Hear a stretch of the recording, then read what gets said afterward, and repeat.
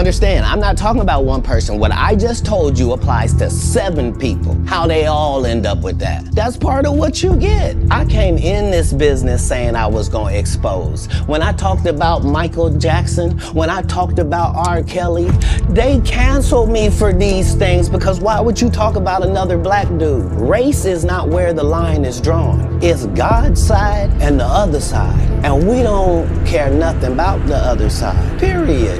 All of these big deviants is all catching hell in 2024. It's up for all of them. It don't matter if you Diddy or whoever you is. TG Jakes, any of them. All lies will be exposed. That's all. And anyone who takes that the wrong way, know why they take it the wrong way. And now you have to ask yourself, how did 50 come into the possession of Diddy's footage for Diddy's documentary about Diddy? A lot of insight.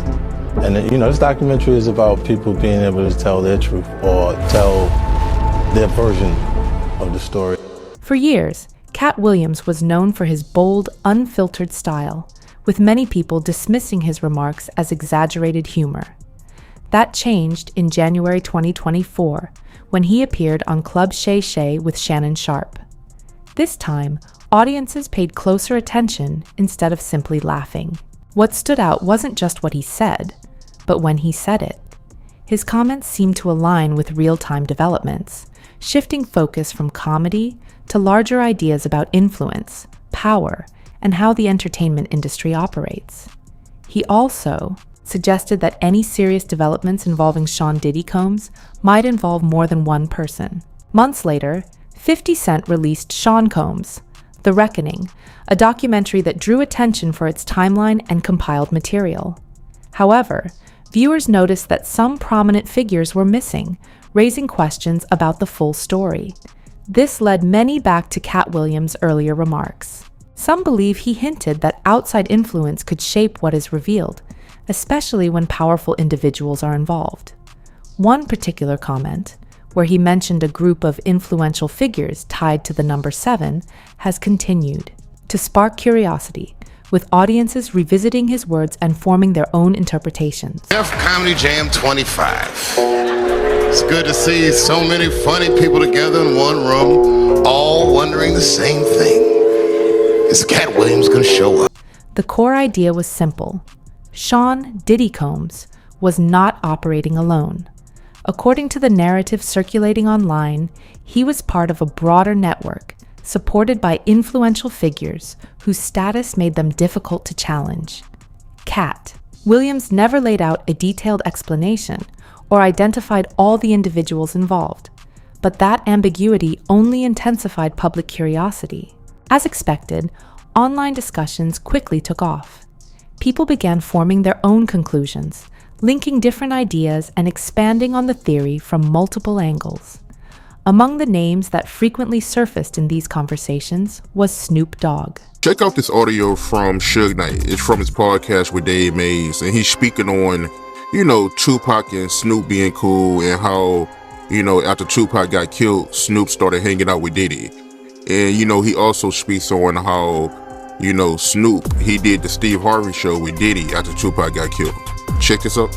Okay. It's downloading right now.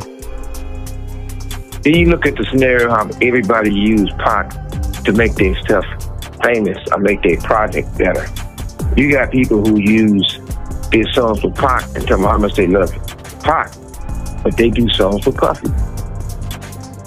You got Steve Harvey, old bitch ass.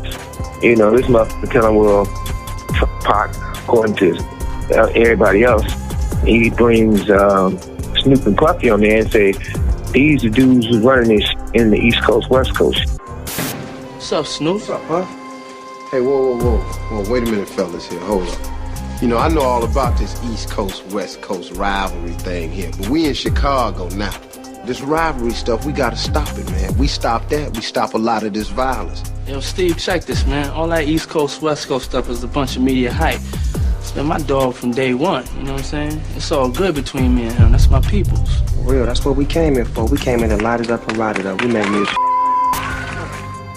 Now, Pac, if you love Pac so much, how you with the mother place they got something to do with the first get down that happened to Pac in New York, then the second one. What you think about Suge comments? And I never asked you this before, but did you have an issue with Snoop hanging out with Diddy after Tupac got killed? I always felt that was wrong. I'm gonna just keep it real. I'm talking about from that, like now, okay, you know what I mean? I'm 46, Snoop probably early 50s. If he figured out now, he might go by the opinion like, okay, Puffy had nothing to do with Pac. You know, we grown now. If he want to be his friend, no problem. But back then, that was just awkward. You know what I mean? And the reason why it was awkward to me that I never even like it because you knew how Pac felt about this individual. Supporters pointed out that Snoop Dogg has, over the years, openly talked about attending events hosted by Sean Diddy Combs. These mentions appeared across interviews, stories, and older clips, reflecting how closely their circles overlapped. As online discussions grew, various unverified claims resurfaced, including references to figures like Ali Carter.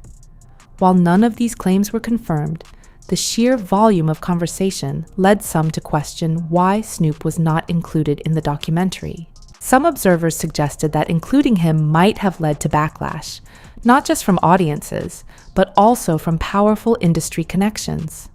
Beyond music, Snoop has built a wide-reaching presence across business and culture, which, to many, makes him a difficult figure to openly challenge. Meanwhile, Kevin Hart unexpectedly became part of the conversation. Online discussions revisited his early career, and connections formed during that time, including gatherings sometimes referred to as Flavor Camp. These events were loosely linked to Diddy and described as spaces where emerging talents sought opportunities within the entertainment industry. You lying! You lying! You're lying! He's lying! He didn't even buy it yet! Listen, he's lying! Listen. Viewers also began revisiting the early stand-up work of Kevin Hart. Some of his jokes were interpreted in a new light, not as proof of anything, but as moments that raised curiosity about his experiences during his rise in the industry. At the same time, online discussion suggested that including him in the documentary could have introduced legal and professional complications, given his extensive partnerships, projects, and ties to major studios. As with earlier claims, nothing was confirmed. The lack of clear information only fueled further conversation, with speculation continuing to grow in the absence of definitive answers. BET Awards went off without a hitch last night. A sense of that there. No, inside everything was fine, and outside everything was fine. And Kevin Hart decided that he was going to make jokes about, well, I mean, he's the host, right? So you have to sort of roast a little bit about someone who's in the audience because, well, this person is in a prison, actually right now sitting in a courtroom, and that's Diddy. Yes, he didn't say his name, but it was very clear to everyone who he was talking about here. Watch the reactions in the room. Diddy was a big part of this culture. You know, his after parties, you know, were a part of the BET experience. So, you know, life comes at you fast, but, you know, Kevin had to address the elephant in the room. By the way, we should say, the Diddy after parties that happen after award shows, that's not what the trial is about. Those weren't freak-offs. The trial is something separate, but still, nobody wanted to be seen as laughing at him. Mase may be one of the more reserved figures connected to this situation, but for many observers, his history carries significance. His time with Bad Boy Records is well known, marked by contract disputes, public frustration, and his eventual step away from the spotlight. As attention around Sean Diddy Combs grew, some expected Mase to respond. Instead, his silence became a topic of discussion in itself. Some believe he may have insights he has chosen not to share, while others think he simply moved on, prioritizing stability over revisiting past conflicts. There are also theories suggesting his connection was closer to key events than publicly known, making the situation more complicated. For some, involving him in the broader conversation would mean reopening issues that were never fully resolved. What's going on with Kevin Hart? I don't know, man. Oh, you know, the internet is going wild on him, saying that he was a curator and a narrator of one of the Diddy parties and got caught on tape. You hear that? Wow. I didn't hear that one. That must be one of your favorite. That must be one of your favorite comedians then. Cause you ain't hear that? That was cool. Huh? I didn't hear it. Get out of here. It was cool, but I didn't hear that one. I must have missed it, man. I think I caught most of them. I think he almost fell in the tub with one of the girls.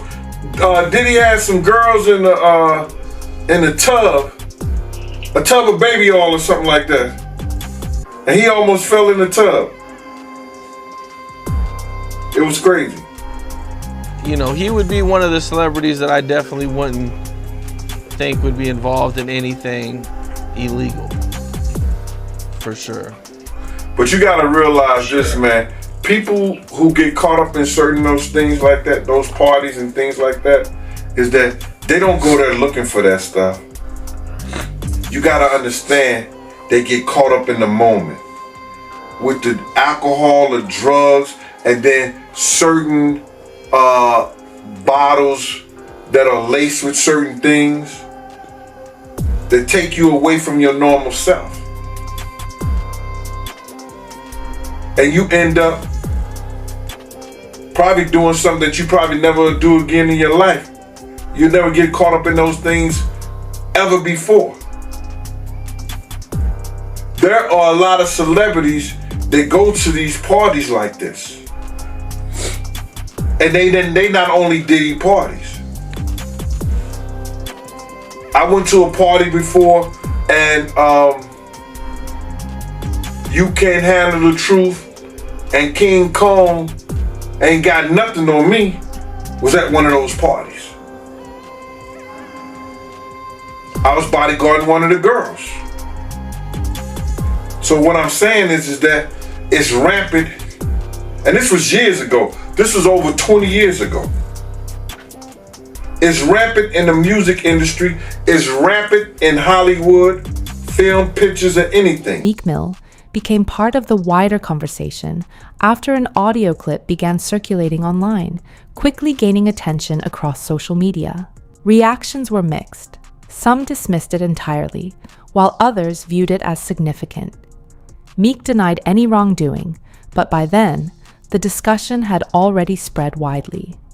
Some online commentators suggested that directly addressing him in the documentary could have created serious challenges.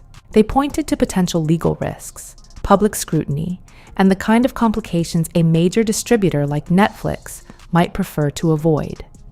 In that context, many saw it as an example of how certain topics might be left out, not due to irrelevance, but because of the possible consequences involved. Can I tell you a story, Killer? I don't think I ever told you this story. This is what Puff taught me. One time I walked in when I was fresh off the streets. I got signed to Bad Boy. I had these fresh Air Nikes on, and then had on Air Nikes too, brand new. I made a mistake and stepped on his sneaker, and the dirt was on his laces, on his white Airs. I said, man, my bad, because I had stepped in some dirt.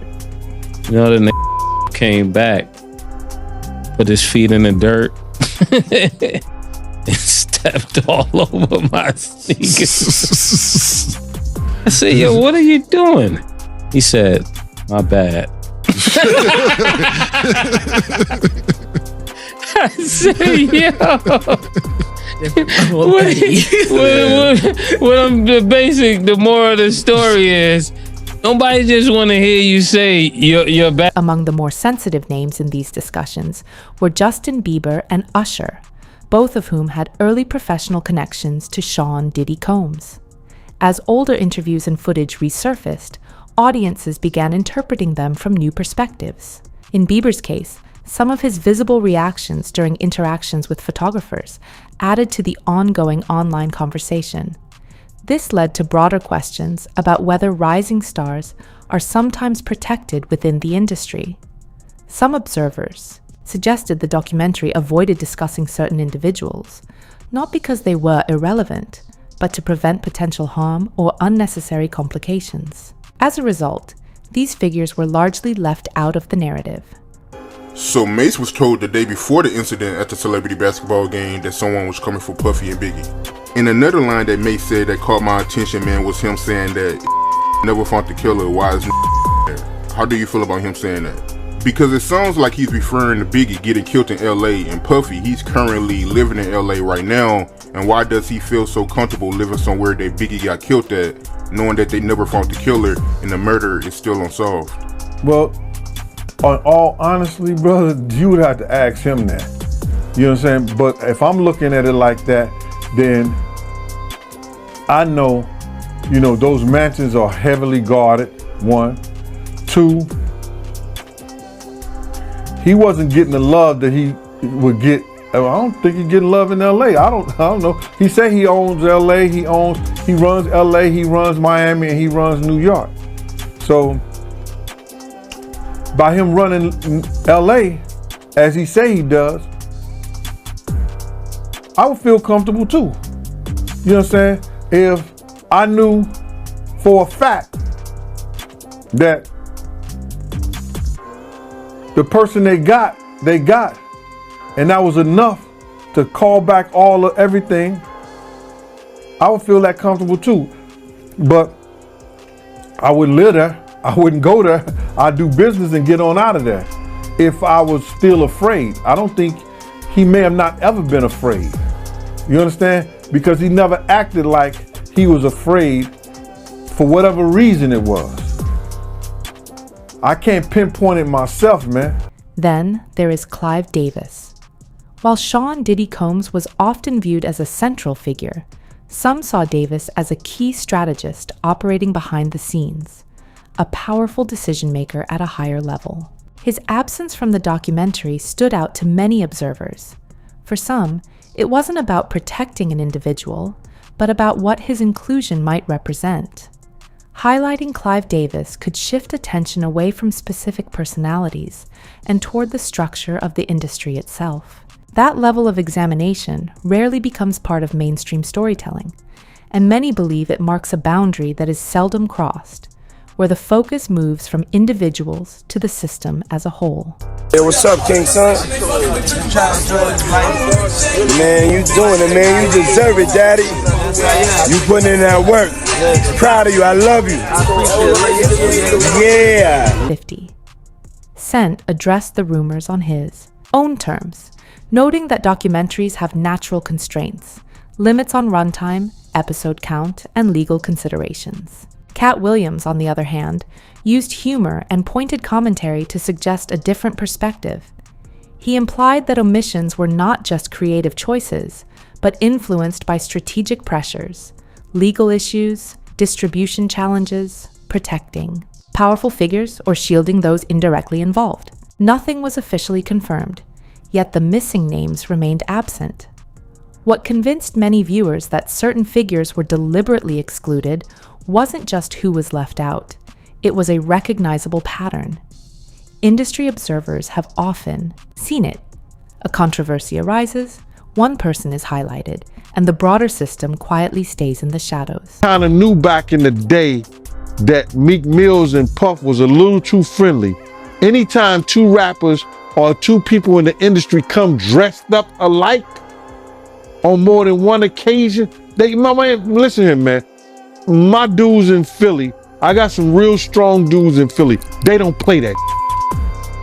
And they probably embarrassed for the fact to see that Meek Mills, one of the street guys that came out of there, got caught up in this Hollywood. Whereas that he's dressing like, he dressing the same, he dressing like Diddy, hugged up with Diddy. I think that Lil Rod know a lot of, but I know this. Two men dress alike, it's just like two men laying down. When they both get up, they both homos. And that's real talk, bruh. My man, you go to a party, dog, and the nigga got the same shirt you got on, I'm taking my shirt off. I'm walking around in a t-shirt. And then, not to blow Meek Mill's up out the water or anything like that, it was said that they checked his Google search and all that, and he was searching for some online gay porn and all that. Oh, wow. Crazy, bro. But listen, those are what, it's crazy that money, that lifestyle, and you trying to fit into something get you. These guys never set out to do all this. Meek Mills, when he got into the game, he didn't set out to be questioning about his manhood with Diddy. But he put himself in that position. Where we hanging out and what we doing, we can't really disclose, but it's definitely a 15-year-old's dream. I have been given custody of him. He signed to Usher. I'm signed to Usher. I had legal guardianship of Usher when he did his first album. I did Usher's first album. I don't have legal guardianship of him, but for the next 48 hours, he's with me. So After Sean Combs. The Reckoning premiered, fans quickly noticed that the conversation remained focused almost entirely on Sean Diddy Combs, leaving many deeper questions unanswered. Who funded the events? Who managed the logistics? Who attended consistently? Who made the major decisions behind the scenes? Online analysts began comparing this to past industry controversies and spotted a familiar pattern. One person becomes the public face. A few details are revealed, but anything that could involve multiple influential figures at once is often considered too risky or sensitive to address. They don't even bootleg. They don't even bootleg no more, man. So it's going to be hard to figure it out if it does exist. Do you believe the guy in the tape is white? If he's bigger than Diddy and he's not none of the names that I said, probably so. But then they say he was young too. Yeah, they say he was young. Let me get his name right. I hope it ain't the Bieber. I hope it's not the Bieber. That's a good one. It might be you. But if they saying that the guy is young and he's an A-lister, I can't think of that many black people, man. Right. Not at all. And somebody that's more powerful, more of a celebrity than Diddy. You understand what I'm saying? If they were saying somebody that was more celebrity than Diddy, he was an A-lister, he was younger. You know what I'm saying? And if he's not black, it would have to be the Bieber. That's his name, Bieber? They said I got that wrong too. Justin Bieber, allegedly. I don't know, bro. Right. But when you heard the news that Diddy, he had a tape with another man, did that catch you by surprise or no? Well, all this shit is by surprise to me. A lot of this shit is by surprise to me, to be totally honest, man. Because I knew Puff, I knew Puff Daddy, I knew Diddy before he was Love and Brother Love and back to Diddy. So, no, but the Diddler, he's the Diddler now. A lot of it's surprising, but it's not unheard of. Because you hear of all kinds of shit, and whether it registered with you or you internalize it or something like that, that's a whole nother story. But a lot of this stuff is crazy. But this is the world that we live in now, man. Katt Williams' reaction spoke volumes. People weren't. Defending Sean Diddy Combs, they were keeping their distance. That silence may be the clearest signal of all. When quiet spreads faster than facts, it often indicates that the truth touches closer than anyone wants to admit. Katt Williams never claimed to be a hero. He called himself a truth teller. And truth tellers often speak in riddles when reality is risky. Whether the list existed or was speculative, one thing is clear. Diddy's challenges did not happen in isolation. They revealed a doorway into an industry that still hesitates to confront itself fully. The real question isn't who was left out, it's who may never be named. As Katt suggested, some truths are hidden not because they are false, but because too many powerful people prefer them buried. If certain names are too influential to mention, how many truths remain just out of reach? Stacey Dash, Ray J, Clive Davis, how are they all connected? I want to say Diddy, but I don't. We're gonna be going through all of those possibilities. Oh, okay. I wasn't supposed to answer. Okay. And when we started LA as a graveyard, then, it was like, okay, we can't just say that anymore, especially after I took them up to 35 for us to film about what happened in Mo there. It's hip hop. Yeah. And that's going to be moving on to Tombstone. Okay. And we'll be going through the unexpected, unusual deaths, unsolved murders, mysteries, things of that nature, things that I know, things that I'm directly connected to. We want to create this aspect because we want to start teasing people's minds into wanting to get these crimes solved, because the truth is, it seems like the hardest murder to solve in America is a rap murder. They just don't seem to get solved. Without question. That's a problem. Without question. Because we got over 35, 40 years of hip-hop homicides. Yes. How many of them get solved? They created a whole show. Yeah. Unsolved hip-hop mystery. Are you kidding me? Hey. I have to ask you, you mentioned Clive Davis. They just showed him recently walking into somewhere, and they asked him about Diddy, and he said who? Is that old age, or does he not, they're not in the same world? Or they're in the same world, but they're not cohort. A lot of people have been talking about for some time now. Alex, let me begin with you. The docuseries is entitled Sean Combs, The Reckoning. How is this one different from the others that have been out there? Well, I think that the biggest marker of what makes this film or this series different is how much time we took into putting into the making of the film, doing our due diligence to get the right voices, to the table, this is a series that spans over 30 years. So just by covering that much time, it took a lot of time for us to dig in and to kind of make sense of this story and to put this timeline together. Yeah, and there's like some never before seen footage that I'm going to talk to you about in just a moment.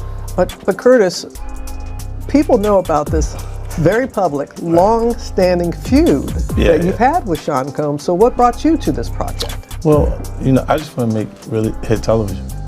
I like the idea of it being exciting, and I picked this project and started working on it about 5 months before I found Alex.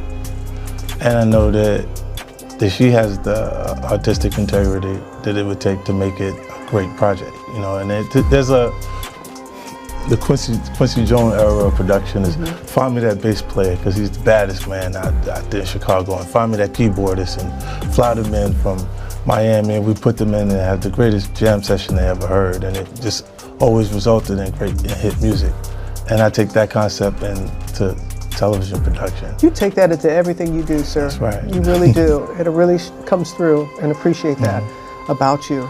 As I said, never before seen footage of the days leading up to his arrest. Can you just talk a little bit about, was there anything that surprised you from that footage?